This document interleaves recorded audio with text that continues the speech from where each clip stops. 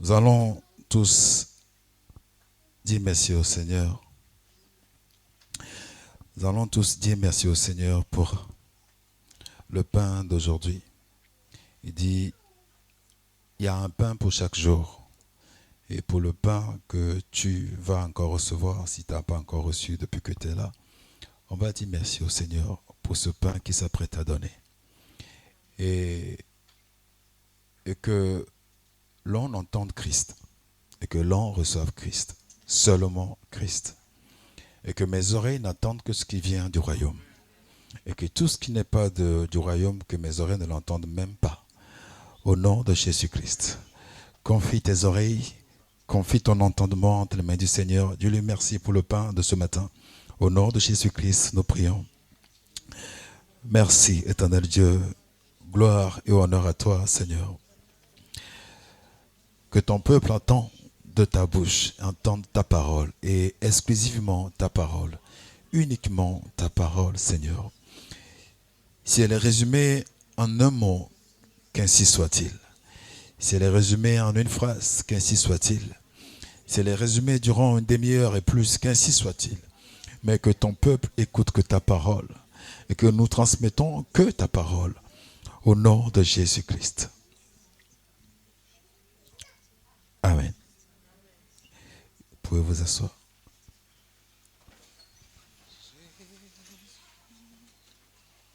C'est le plus beau nom, merveilleux sauveur, Seigneur de gloire,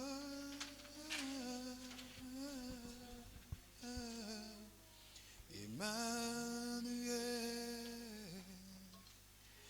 Dieu est avec nous, souffle de joie. Parole de vie. Notre Père qui est aux cieux, que ton nom soit sanctifié. Il dit, Père, enseigne-nous comment prier. On a juste oublié.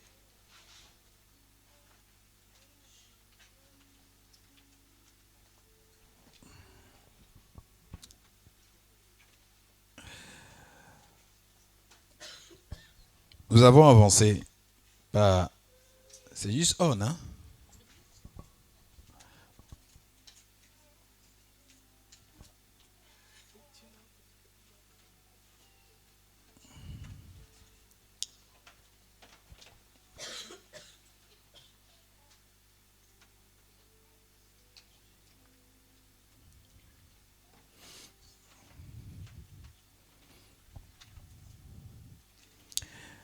Nous avons avancé avec l'identité spirituelle.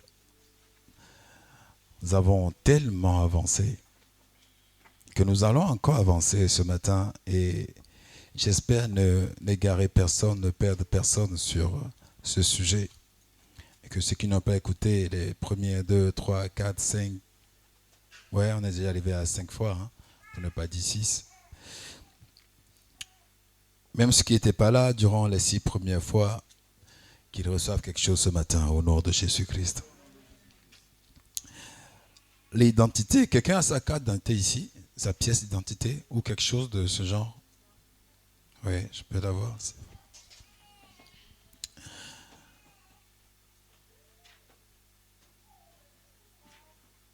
Nous avons introduit ce sujet, nous l'avons défini ce que c'est aux yeux de Dieu, l'identité. Amen. Nous l'avons défini ce que c'est aux yeux de Dieu, l'identité. Et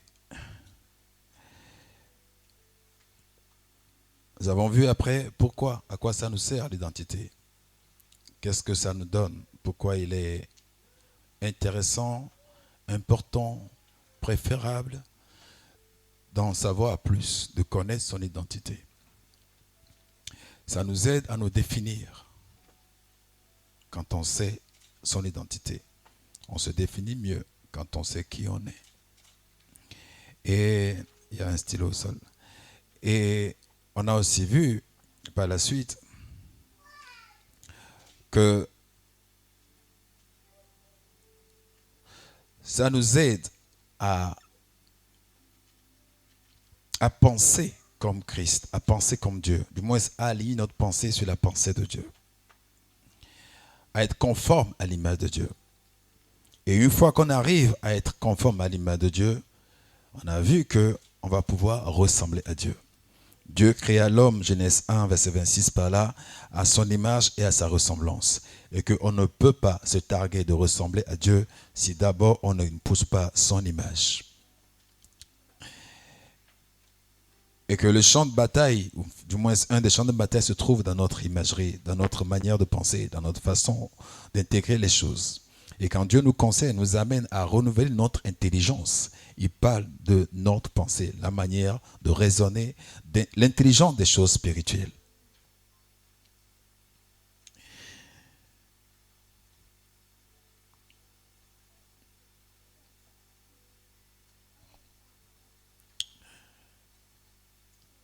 Je me rappelle aussi que pour la ressemblance, on l'a défini, on l'a dit, ressembler à Dieu, ce n'est pas autre chose que comment tu agis, ton comportement.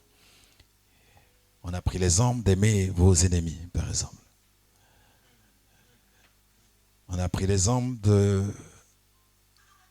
Si vous avez de l'amour les uns pour vous, les uns pour les autres plutôt, c'est ainsi qu'on saura que vous êtes réellement mes disciples.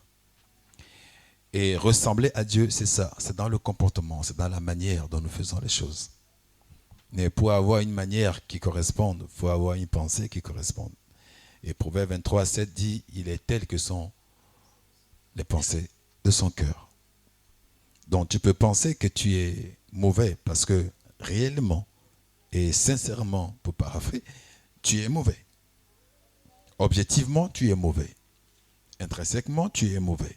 Dans la mesure où c'est écrit, je crois dans Genèse 8, Dieu fait un constat et dit, le cœur de l'homme est tourné vers la violence depuis sa jeunesse. Il dit aussi dans Proverbe, le cœur de l'homme est tortueux par-dessus tout et qui peut le sonder. Donc, est-ce que tu es mauvais? Oui, tu l'es. Mais est-ce ça la vérité? Non. Dieu dit qu'il t'a merveilleusement créé. Et il t'a créé à son image et à sa ressemblance. Dieu dit qu'il a fait de toi la prunelle de ses yeux. Dieu dit qu'il t'a racheté, que tu lui appartiens. Dieu dit que tu es son ouvrage. Dieu dit qu'il a fait de toi un sacrificateur et un royaume. Dieu dit qu'il a fait de toi une lumière qui a pour objectif, pour but de briller. Qu'il a fait de toi un flambeau qui brille au milieu de générations perverses. Qu'il a fait de toi la tête et non la queue. Il dit qu'il a fait de toi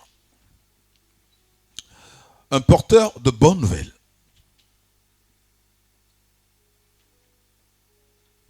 Il dit qu'il a fait de toi son temple. Il dit qu'il a fait de toi sa demeure. Et il dit, les choses à venir pour toi sont inscrites dans un futur radieux, dans un avenir radieux. Alléluia. Donc si tu es faible, que tu constates que tu es faible, oui, mais je te conseille de vite fait s'accorder avec Dieu qui dit que tu es fort. De s'accorder avec lui qui dit que tu es fort. Alléluia.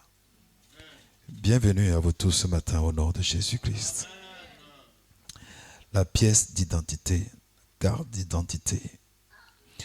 Dans Ésaïe chapitre 63, il y a ce que nous étions avant. Ésaïe 63, verset 19 par là. Ésaïe 63. Oui, Ésaïe. Ésaïe 63, verset 19. Nous sommes depuis longtemps comme un peuple que tu ne gouvernes pas et qui n'est point appelé de ton nom. Oh, si tu déchirais les cieux et si tu descendais. Juste le verset 19. Reprends. Verset 19. Mhm. Nous sommes depuis longtemps comme un peuple que tu ne gouvernes pas et qui n'est point appelé de ton nom. Amen. Nous sommes, on peut s'asseoir. Nous sommes depuis longtemps comme un peuple que tu ne gouvernes pas et qui n'est point appelé de ton nom. C'est ce que nous étions. Vous tous qui êtes nés de nouveau aujourd'hui, vous étiez avant de ceux-là que Dieu ne gouverne pas. De ceux-là qui ne sont pas appelés du nom de Dieu. C'est ce que nous étions. Je le conjugue au passé pour que vous sachiez que vous ne l'êtes plus. Mais c'est ce que nous étions. L'apôtre Paul dit, nous étions de leur nombre avant. Ceux-là qui blasphémaient, qui déshonoraient Dieu chaque fois, qui l'insultaient, qui parjuraient, nous étions de leur nombre avant. Ésaïe 53 lui dit autre chose. Il dit, nous tous, nous errons, chacun comme il veut. Et Dieu a mis sur lui le tort de nous tous. Nous étions tous un peuple sans Dieu. Du moins, un peuple sans Jésus. C'est ce que nous étions avant. Un peuple auquel n'est pas attaché le nom de Dieu. C'est ce que nous étions avant. Dieu ne te gouverne pas, il ne pouvait même pas te gouverner. Et tu ne portais pas son nom non plus.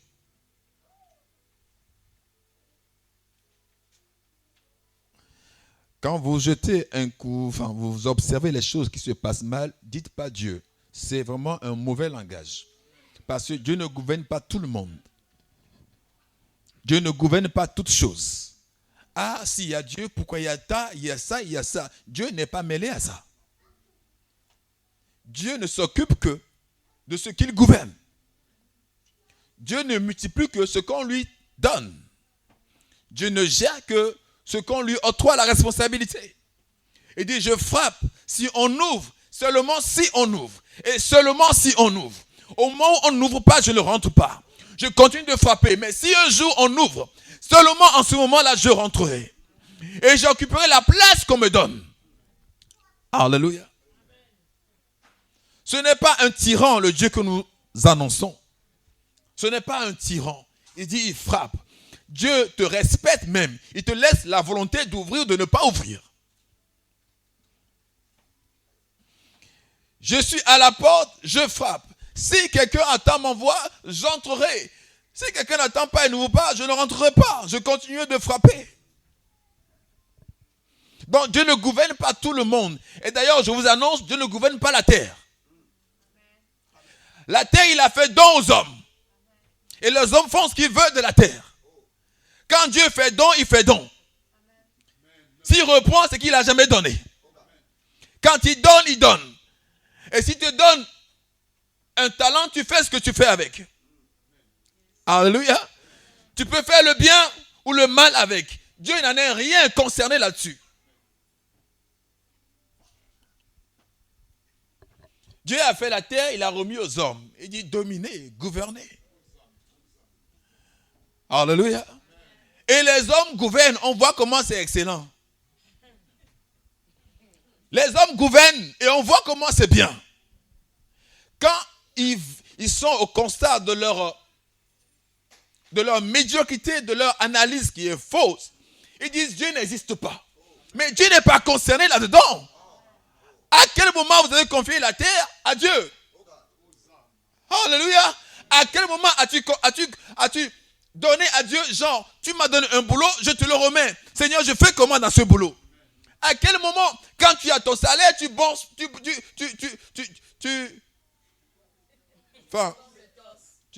on dit? Tu bombes le torse. Ça va exploser. Bon, bref. Ok, anyway. Quand tu reçois ton salaire, tu es fier. Tu dis, je l'ai fait. Mais le jour où tu perds ton emploi, ou même le jour où arrive un accident où tout le salaire va dans les médicaments. Tu dis, où est Dieu? Mais mon frère, tu te mens à toi-même. Quand ça allait bien, tu disais que c'est toi-même. Mais quand ça va mal, c'est aussi toi-même. Alléluia. Quand on puise de la terre les ressources et qu'on fait de l'argent, on est content. Mais quand la terre s'énerve et dit, je vais exploser, on doit aussi être responsable nous-mêmes. Alléluia. Dieu n'a rien à voir avec comment il dit là, aujourd'hui là, comment il dit ça Non, l'autre là, où ça fait le business aujourd'hui là, c'est quoi déjà? On est écologie. Voilà. Il faut s'habiller, il faut parler. Bientôt on va parler même pour l'écologie, ton langage. Mais sérieux, Dieu n'est pas dedans. Parce qu'à aucun moment, les gouvernements ont laissé ça entre les mains de Dieu. À aucun moment. Donc arrêtons de dire, les avions explosent, il y a la famine ici, il y a ça ici. Pourquoi il y a Dieu? Dieu a tellement mis suffisamment de ressources sur la terre pour qu'il n'y ait pas un pauvre.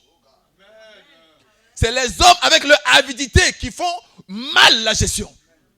Dieu pour lui a mis de la provision suffisamment pour qu'il n'y ait pas un pauvre, un indigent sur la terre.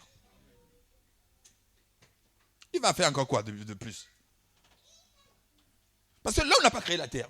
Celui qui l'a créé a mis dedans un écosystème qui va nourrir tout le monde.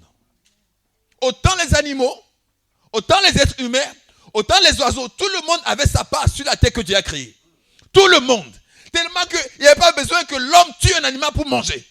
Dans le jardin, la viande n'est pas concernée pour notre nourriture.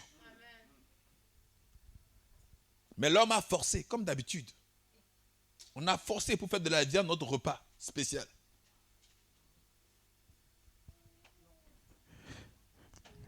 Alléluia. Dieu a prévu tout pour que tout le monde soit heureux. Nous, les plantes, les animaux, les oiseaux, tout. Donc Dieu a fait sa part. Il a dit maintenant aux hommes de gérer. Mais on n'est pas non plus interdit en tant qu'homme de dire Seigneur, ce que tu m'as confié, comme Salomon l'aurait dit, comme Samuel l'avait dit, Seigneur, ce que tu m'as confié là, c'est une charge énorme. Tu as mis devant moi un peuple nombreux et plus sage que moi. Comment vais-je le conduire? Seigneur, donne-moi de la sagesse pour mieux le faire. Et là, le Seigneur lui a donné la sagesse qu'il faut. Alléluia. Quand Dieu te confie quelque chose, que tu le lui confies, tu es humble. Et Dieu travaille qu'avec les humbles. Alléluia. C'est ce que nous étions avant. Un peuple que Dieu ne gouverne pas. Quelqu'un peut exclamer, Seigneur, gouverne-moi au nom de Jésus. Père, gouverne-moi au nom de Jésus-Christ. Père, gouverne-moi au nom de Jésus-Christ. Père, gouverne-moi au nom de Jésus-Christ. Et que je porte fièrement ton nom au nom de Jésus. Que je porte dignement ton nom au nom de Jésus-Christ.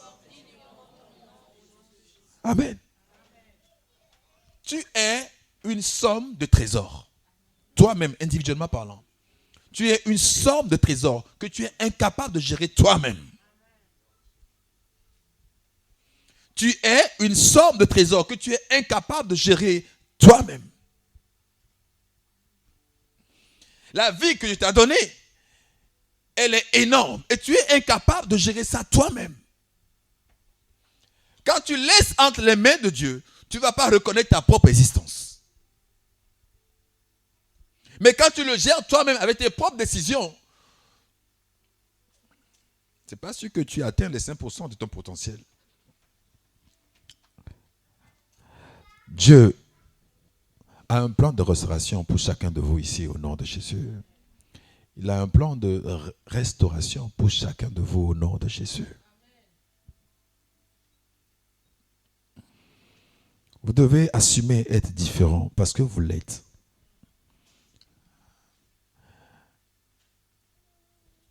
Vous devez assumer être différent parce que vous l'êtes. Il n'y a pas deux gouttes d'eau semblables, pas deux montagnes semblables. Dieu a investi quelque chose en toi. Si tu n'as pas de valeur, il ne sera pas venu pour mourir à la croix pour toi. Alléluia. Frères et sœurs, valorisez la croix. Parce que c'est le meilleur cadeau qu'on vous ait jamais donné. C'est le meilleur cadeau et qu'on ne vous donnera plus jamais d'ailleurs. Parce que Christ n'a pas mouru une seconde fois. Alléluia. c'est le meilleur cadeau qu'on vous donnera jamais de votre vie. La mort d'un juste pour vous. Christ est mort pour toi. Et il faut que tu valorises cela. Parce que la croix est une folie pour nos ennemis. C'est une folie pour le diable. C'est une folie, la croix. Or, c'est le salut pour quiconque croit. C'est une folie pour ceux qui périssent et un salut pour ceux qui croient.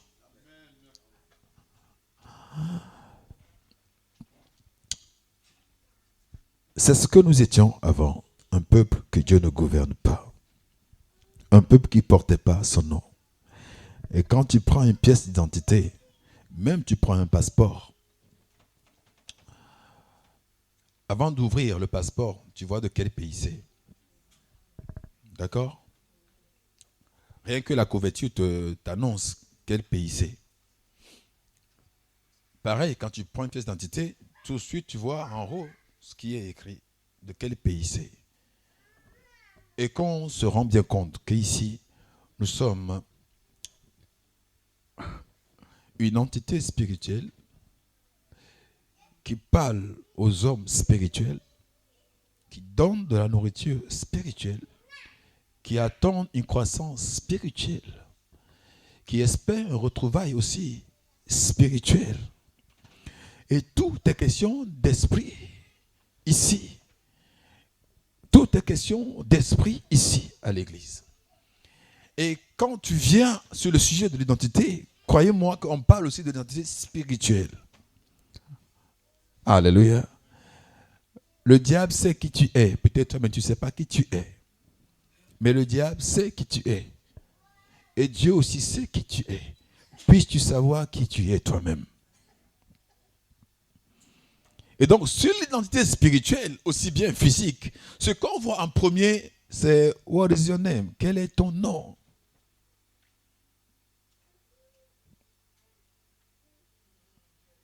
Il y a les deux, hein? Ok. Ah oui, j'ai dit, mais attends.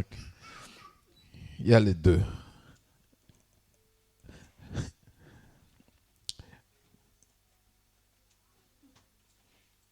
Non, je lis la carte et je dis, qu'est-ce que Dieu veut dire à l'assemblée? Pourquoi sur cette carte-là, il y a les deux? Pourquoi sur cette carte, il y a les deux? Vous avez le privilège d'être en même temps vous et en même temps l'épouse de Dieu. Vous avez le privilège d'être en même temps vous et en même temps l'épouse de Dieu. Alléluia. Votre nom est inscrit sur votre pièce d'identité. Alors, avant, on n'était pas un peuple de Dieu. Les disciples ont demandé à Jésus, comment devons-nous prier? Et il leur fait comprendre ceci. En priant, dites, notre Père qui est dans les cieux. Mais s'il est notre Père, c'est que nous portons son nom. Et j'ai fini de prêcher.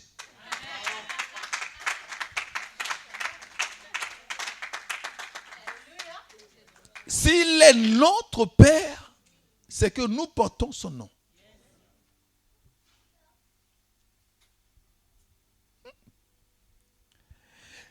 La suite, c'est quoi? Que ton nom. Parce que si tu sais que c'est ton Père, tu portes fièrement son nom. Sanctifier, c'est ne pas aller laver son nom, comme on nous a appris avant. Ça, c'est un mot, c'est pas l'évangile. Personne ici ne peut rendre propre le nom de Jésus-Christ. Il est de lui-même. Ce nom est puissant de lui-même. Ce nom est digne de lui-même. Ce nom est fort de lui-même. Ce nom est beau de lui-même. Tu ne vas rien rajouter à ce nom-là. Quand j'étais enfant, on m'a appris que sanctifier, non, c'est aller laver pour que tu sois propre sur ce nom-là. Même le lavage là, c'est lui qui te le fait. Personne ne se purifie, Dieu nous purifie. Alléluia. Pourquoi il nous purifie d'ailleurs? Parce que son nom est pur, son nom est beau, et comme nous portons son nom, il s'attarde surtout à ce que nous soyons saints chaque fois, propres chaque fois, bons chaque fois, bien chaque fois. Chaque fois. Dans Tite 2,14, on peut afficher, il dit lui-même, il s'est de lui-même de faire de nous un peuple qu'il a sanctifié. Qui le fait? Lui. Qu'il a mis à part. Qui le fait? Lui. il s'est donné lui-même pour nous afin de nous racheter de toute iniquité, de se faire un peuple qui lui appartient lui-même, purifié encore par qui? Lui-même. C'est une mission impossible de penser que toi, tu vas rendre propre le nom de Jésus. L'homme qui n'a jamais péché, on n'a trouvé en lui aucun tort. Le Fils du Dieu vivant. Et toi, lui-même, tu vas sanctifier son nom. Tu vas rendre propre son nom par tes propres manières. Non. Non. Il est ailleurs, le sens de sanctifier le nom de Dieu, il est ailleurs. Alléluia. Tu ne vas rien apporter au nom de Jésus. Tu ne vas rien y rajouter, rien y enlever. C'est un nom parfait. D'ailleurs, voyons comment c'est ridicule l'idée que nous rajoutons quelque chose au nom de Jésus. Philippiens 2, verset 9. Verset 9 ou verset 8 à 9.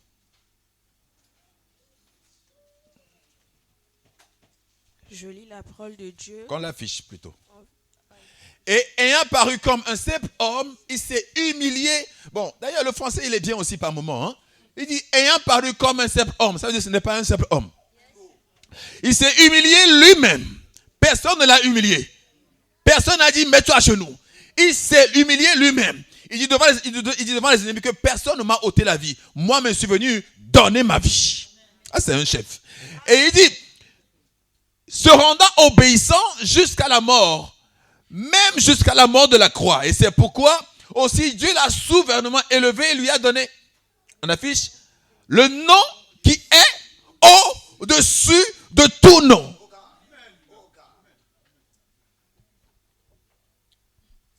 Ce nom est au-dessus de ton obéissance. Alléluia. Il faut le savoir, ton obéissance n'apporte rien au nom de Jésus.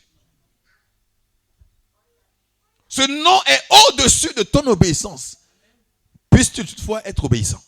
Mais ce nom est au-dessus de ton obéissance.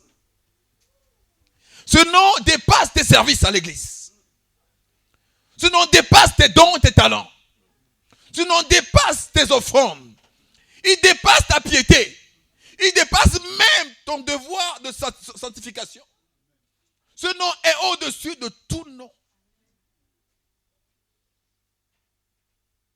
Quelqu'un ici aimerait signer, pour ma part, je veux signer aucun nom. Mon nom, ça me va. Je suis né d'une famille, ça me plaît. Mais pour certains, qu'est-ce que j'aimerais aimer être un Jackson, être enfant de tel, être de telle nationalité, être fils de tel, etc.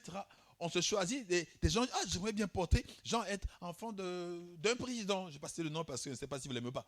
Mais bon, voilà, etc., etc. Mais voyez, vous avez l'ambition de porter des grands noms. Mais Dieu vous a donné un nom que vous ne pouvez même pas rêver dans vos plus grands rêves. C'est-à-dire, ce nom que vous portez, quand on prend votre pièce d'identité, on dit qui es-tu? Et que tu t'apprêtes à répondre. Le nom que tu vas sortir, c'est un nom qui est au-dessus de tous les autres noms. C'est ce nom que Dieu te donne. Quand tu pries, dis notre Père. C'est mon Père, je signe son nom. Donc viens m'attaquer maintenant, viens. Il dit celui qui est en vous est plus grand que ce que dans le monde. Pourquoi? Parce que vous portez le nom du plus grand. Vous ne portez pas le nom de Satan, vous portez le nom du plus grand. Et tant que ce nom est en vous, vous êtes plus grand que l'ennemi. Vous portez le nom du plus grand en vous.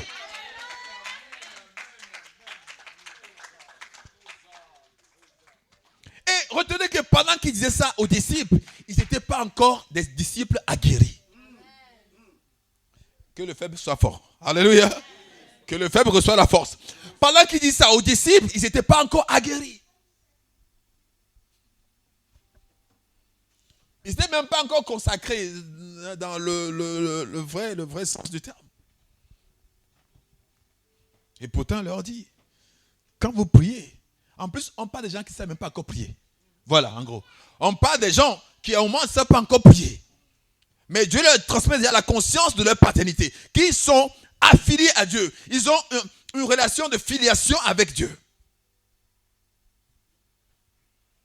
Ce qui est mauvais, oui, si je peux me permettre, ce qui est mauvais, vous savez, en Christ, une parenthèse, enfin, même une parenthèse, en Christ, notre parcours commence par une naissance.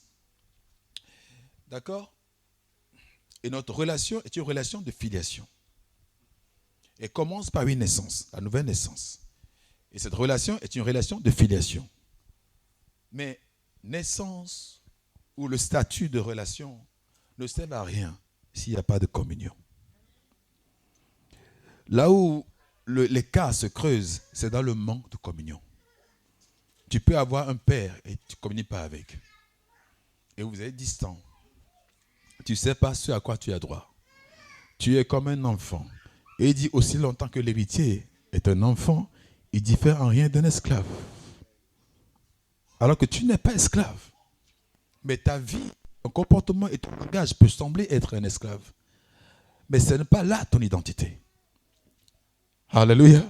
Ce n'est pas là. Dieu ne va pas te mettre sous tuteur. Tutorine jusqu'à la fin de tes jours. Non.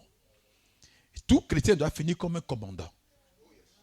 Tout chrétien doit finir comme un commandant qui commande pour sa propre vie déjà. Tout chrétien doit finir tel, comme un commandant, parce qu'il porte le nom de son Père. Alléluia. Parce qu'il porte le nom de son Père.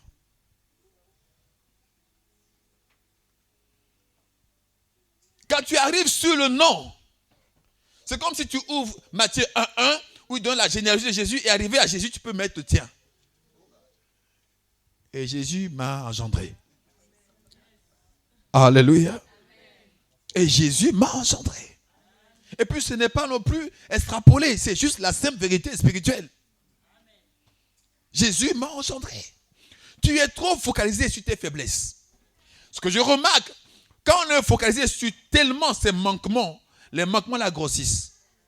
Ils prennent de l'ampleur. Si tu es focalisé sur le bien va envahir tout le reste. Parce que tu lui donnes de poids. Vous savez quoi? Le sentiment que tu nourris, c'est le sentiment qui est dominant en toi. Le sentiment que tu nourris, c'est celui-là qui est dominant dans ta vie. Alléluia. Si tu nourris le bien que Dieu a mis en toi, le bien va dominer le reste.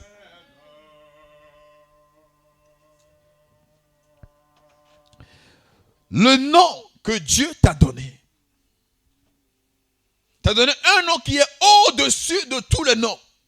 Pour que dans toute situation, une fois que tu mentionnes ce nom-là, les autres noms s'agenouillent. Il y a des gens, j'ai déjà saisi dans ma main plusieurs passeports diplomatiques. Mais je n'ai même pas compris. Il y a des gens qui m'amènent le passeport diplomatique, ils disent, pasteur, prie pour moi pour mon voyage. Tu ne comprends pas. Tu as le passeport diplomatique et je dois encore prier pour ton voyage. Je ne sais pas, tu es fiché au FBI ou c'est quoi? Tu as quoi? Interpol te recherche? Enfin, bref, anyway. Mais normalement, si tu as un passeport diplomatique qui est normalement bien fait,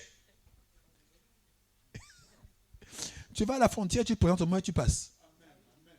On ne te traite pas comme les autres. Quelqu'un m'entend bien? On ne te traite pas comme les autres. Dis, on ne me traitera plus comme les autres. On ne me traitera plus comme les autres. Mon cas est différent. Mon cas est différent. Au nom de Jésus-Christ. Quand tu présentes ton passeport ou ton identité, on te dit, passe. Ça c'est une pièce ou un passeport diplomatique d'un pays seulement. D'un pays, souvent c'est les pays pauvres d'ailleurs. Mais eux aussi ils ont pas de passeport diplomatique. Pays pauvres, pays riches, ils ont tous des passeports diplomatiques. J'ai essayé de m'amener des passeports diplomatiques du Gabon, du Bénin, de la Côte d'Ivoire, et quoi encore? Espagne. Et j'ai remarqué que pays développés, ou pays sous-développés, ou pays très développés, ils ont tous des passeports diplomatiques. Alléluia. Quelqu'un dit, si j'ai le passeport diplomatique aux États-Unis, je vais aller où je veux. Oui, tu vas aller où tu veux. Ce qui change avec le Seigneur, quand tu es conscient de ton identité, du nom qu'il porte, non seulement tu peux aller où tu veux, mais le ciel te suit. Parce que l'Amérique ne te suit pas quand tu voyages avec passeport diplomatique. À moins que tu fais partie du gouvernement. Alléluia.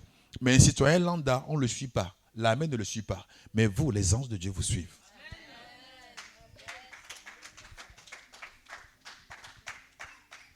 Quand tu portes son nom est consciemment porté. Il dit que ton nom soit sanctifié, que ton nom soit pris pour vraiment ce qu'il est. Quand vous comprenez ça, et qu'on dit on se rassemble, là où Dieu dit que là où deux, trois se rassemblent en son nom. Et j'ai déjà parlé de ça plusieurs fois ici, que l'église, c'est des gens qui se rassemblent au nom du Seigneur. C'est comme si l'église se rassemble dans ça. Et ça, c'est le nom du Seigneur. L'église se rassemble dans le nom du Seigneur, dans le nom du Seigneur. Or, dans le nom du Seigneur, il n'y a pas péché. Écoutez-moi bien. Dans le nom du Seigneur, il n'y a pas maladie. Ok? Dans le nom du Seigneur, il n'y a pas pauvre. Il n'y a pas pauvreté. Maintenant, voici maintenant que vous êtes là, dans le nom du Seigneur.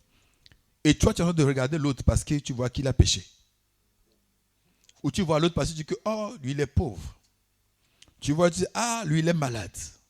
D'ailleurs, Dieu m'a dit un jour que le jour où tu vas prier pour un malade et que tu le regardes comme un malade, arrête de prier. Alléluia. Avant de prier pour un malade, je dois le voir guéri. Avant de oser prier pour lui. Sinon, ça ne sert à rien. Alléluia. Tu dois pouvoir voir la personne dans le Seigneur. Vous vous rassemblez au nom du Seigneur. Et en tant qu'église, là, on est rassemblés au nom du Seigneur. Et dans son nom, tout est parfait. Même ce qui ne te semble pas physiquement être parfait, mais dans le nom de Jésus. Si vous vous rassemblez dans son nom, tu vois ton frère parfait. Parce que tu le vois en Christ. Tu ne le vois pas en dehors. Jamais en dehors. Tu le vois tout le temps en Christ. Et ce qui est en Christ est parfait. Je ne sais pas si vous avez saisi. Hein? Quand on se rassemble au nom du Seigneur et on se dispute les bonnes manières, ce n'est plus au nom du Seigneur. Alléluia. Quand on se rassemble, pourquoi il dit dans le Seigneur que quand quelqu'un vient à l'église, que tu vois que c'est un ministre, quelqu'un qui a des moyens, tu lui donnes les chaises de devant. Dans Jacques, il a dit ça. Et que l'autre vient, il n'a pas trop de moyens, tu mets derrière. Il dit, c'est pas bon. Pourquoi? Parce qu'au nom de Jésus, il n'y a pas de classe. Il n'y a ni pauvre, ni riche, ni esclave, ni affranchi. Il n'y a pas de homme, il n'y a pas de femme. Tous sont un en Christ. Tous. Alléluia. Tous sont un en Christ. Tous sont un en Christ. Il n'y a pas de grec, il n'y a pas de juif. Tous sont un. Et les rassemblements doivent être faits dans le nom de Jésus. Quand on se rassemble à l'église, c'est dans le nom de Jésus. Tu vois tout le monde porter son beau nom. Et celui qui porte un beau nom, il est beau.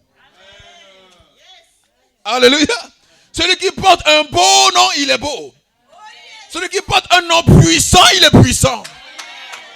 Celui qui porte un nom saint, il est saint. Alléluia. Quel nom portes-tu? Est-ce que tu portes le beau nom de Jésus? Alléluia. Un jour, on a fait, je crois l'année passée, on avait voulu faire un moment de concert et le thème c'était I love Jesus. Ils se sont sentis offusqués, les gens du gouvernement là. Ils ont dit non, I love Jesus, on ne vous suit pas. Nous, on n'est pas trop dans I love Jesus. Il faut laisser ça comme ça neutre. Moi, j'ai posé la question. Maintenant, si on laisse neutre, on n'écrit rien sur des affiches. Mais une fois en présence, dans la salle, est-ce qu'on peut dire I love Jesus? Je dis oui, dans la salle, faites ce que vous voulez. Mais ça me va. Tant que dans la salle, on peut crier I love Jesus, c'est l'essentiel. Alléluia. Si j'avais écrit I love, et j'aime pas d'ailleurs, mais si j'avais écrit genre on aime, enfin les gens aiment Satan, on ne me dira jamais ça. Si j'ai dit j'aime les démons, on me convoquera jamais pour me dire que fais pas ça. Je vous dis la vérité. Je veux dire j'aime la magie, on ne me dira pas, il n'y a pas de souci. Même Harry Potter, il n'y a pas de souci. Mais mets seulement Jésus là-bas et tu vas avoir des soucis avec eux. C'est un nom à part. Et ceux qui le portent sont à part. Alléluia. Quand vous portez le nom de Jésus, soyez fiers. C'est en ça il faut sanctifier le nom de Jésus. C'est plus que le nom de quiconque. C'est pas, j'ai pas envie de dire, mais je le dis, c'est plus que Mohamed. C'est enregistré, non?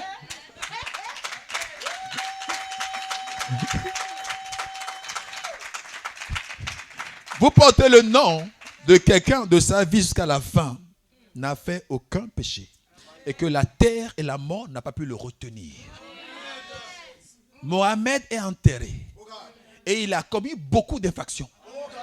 Beaucoup de péchés. Alléluia. Confucius a fait des péchés. Alléluia. Bouddha a été retenu dans la terre. Alléluia. Et il n'y a qu'un qui est parti et qui est revenu et qui a dit je suis la résurrection et la vie. Nul ne vient au Père que par moi. Il n'y en a qu'un seul.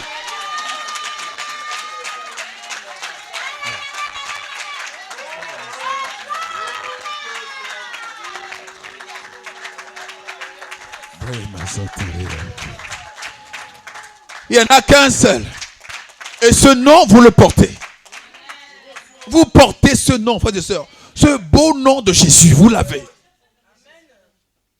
On a dit à Pierre, oui, on va finir par là. Actes chapitre 5, c'est ça? Ou chapitre 4?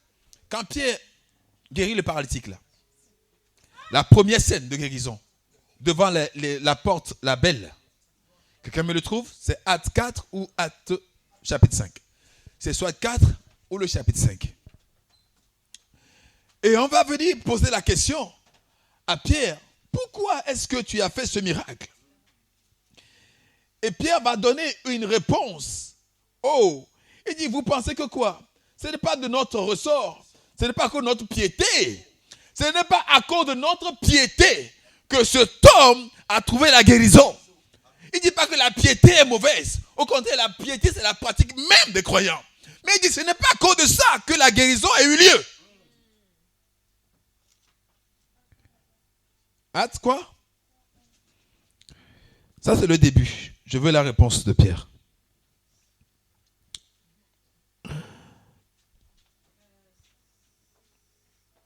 Verset 6. Prenant par la main, il dit, lève-toi et marche. Ça, c'est la guérison. Mais le discours de Pierre devant les autorités qu'il accuse après de cette guérison-là. Oui. Verset 12. Pierre, voyant cela, dit au peuple. Il voit quoi? Voyant qu'il y a le tumulte et les magistrats sont offusqués de voir cette guérison qui est arrivée suite à la prière de Pierre. À quelqu'un qui est devant la porte depuis sa naissance. Il était paralysé de plus de 40 ans. Et vers le verset 12, Pierre voyant cela dit au peuple, Homme Israël, pourquoi vous étonnez-vous de cela? Pourquoi avez-vous les regards fixés sur nous, comme si c'était par notre propre puissance ou par notre piété que nous avons fait marcher cet homme? Il y a deux révélations là-bas. C'est que, par la propre puissance humaine, on peut faire des miracles. Et que aussi, par la piété, quand tu mènes une vie de piété, tu peux aussi faire des prodiges. Les deux sont des avenues pour les signes et les merveilles. La piété et la puissance sont des avenues pour les merveilles et les signes. Mais Pierre dit, ce n'est ni par la puissance, ni par la piété que ce miracle a eu lieu. Maintenant, bon, c'est pourquoi alors? Alors, toi qui n'es pas pieux, en tout cas, de ta vie de quotidien, tu sais, quand tu n'es pas pieux, tu sais toi-même. Il n'y a pas besoin de révélation, tu le sais.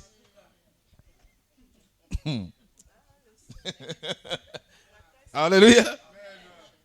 Oh, pasteur, oui, quoi? Je veux savoir, tu peux voir pour voir si je suis vraiment connecté avec Dieu. Dis non. Ça, c'est le peu de temps. Tu sais toi-même si tu es connecté avec Dieu ou pas. Tu sais si tu es pieux ou pas. Alléluia.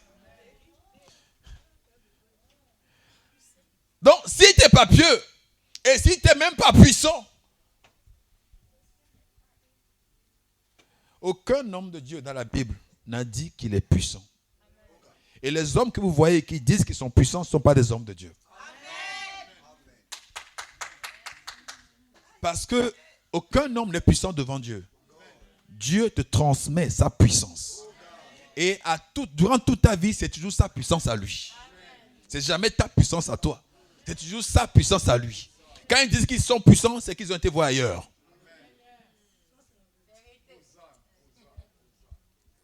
Alléluia. Parce que l'autre, là, côté là, il te vend la puissance. Et quand tu l'achètes, tu peux dire c'est la mienne.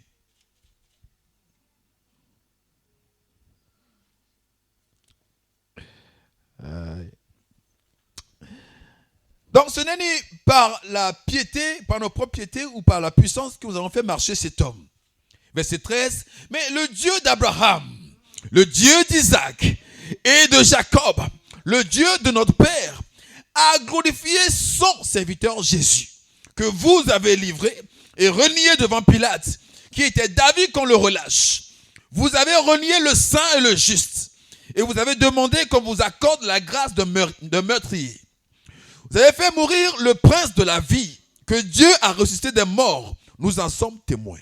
Et verset 16, c'est par la foi en quoi? En son nom.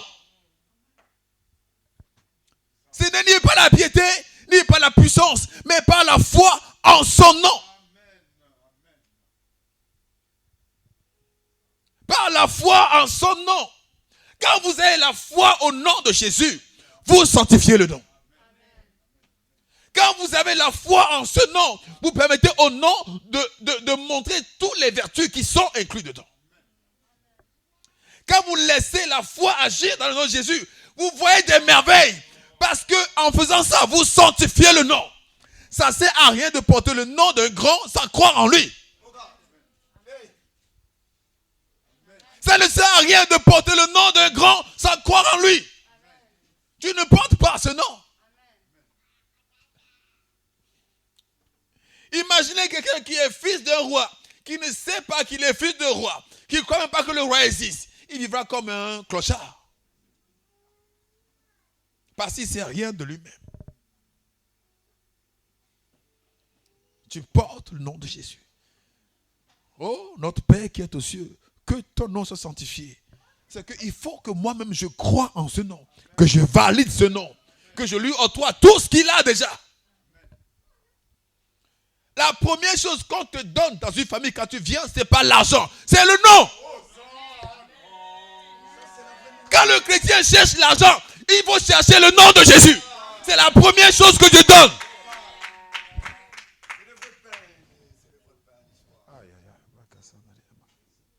C'est le nom que Dieu te donne en premier. Le nom.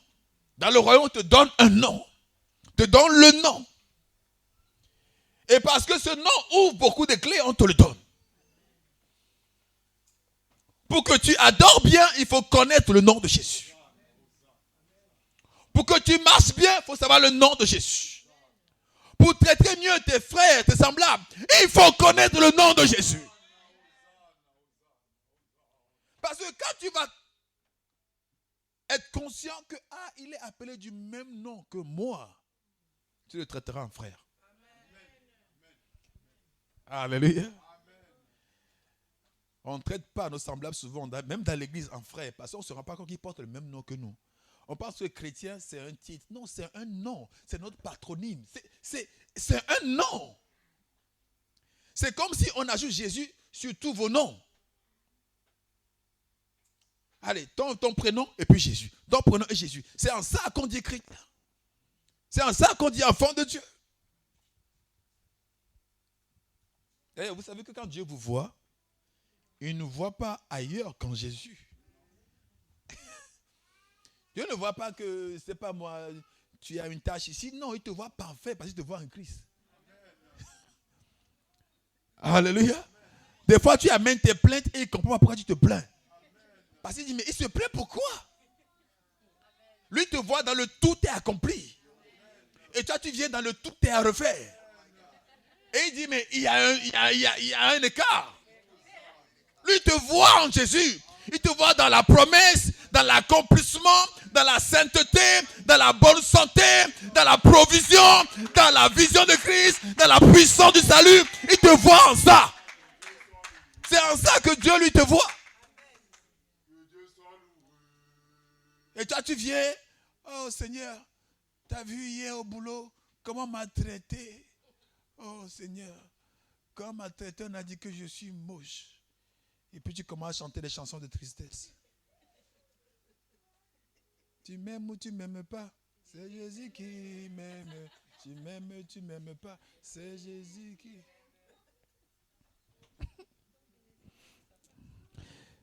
Sanctifiez le nom de Jésus-Christ.